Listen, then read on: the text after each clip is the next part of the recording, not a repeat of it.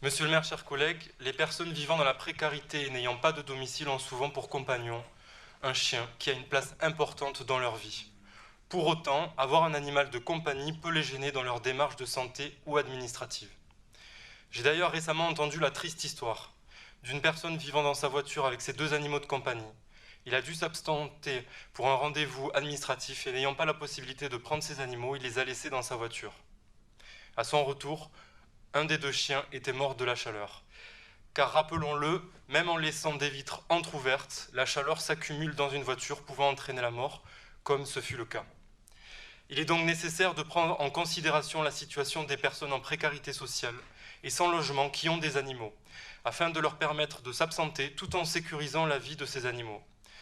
Dans cet objectif, je vous propose aujourd'hui de cofinancer avec l'État et l'appui du département un chenil social et solidaire.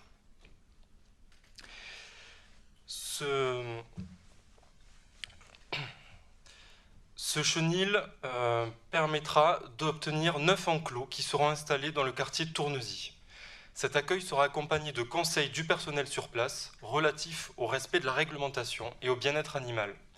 Cette activité permettra également de créer un lien avec les personnes en grande précarité et sans aucun accompagnement social. Ce projet est porté par l'association Coalia, que je remercie de son investissement en faveur des plus précaires, humains et maintenant animaux. Je profite de cette intervention pour remercier également Coalia et l'association Deux Choses L'Une pour leur médiation lorsque nous sommes allés rencontrer les habitants du camp de Selle-Neuve avant qu'ils ne soient relogés.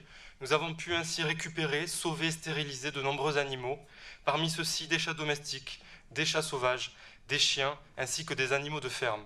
L'investissement sans limite de l'association L'École des chats pour trapper les chats sauvages avec l'appui de l'association Félin pour l'autre et de la SPA nous a permis de procéder à ces sauvetages avant déblaiement du site. Et je tenais particulièrement à remercier les associations citées. Pour revenir à notre délibération, cette première tranche de subvention que je propose au vote permettra à Coalia de développer cette nouvelle activité de chenil social et solidaire, en plus de ses autres activités d'hébergement et d'accompagnement social. Je vous remercie.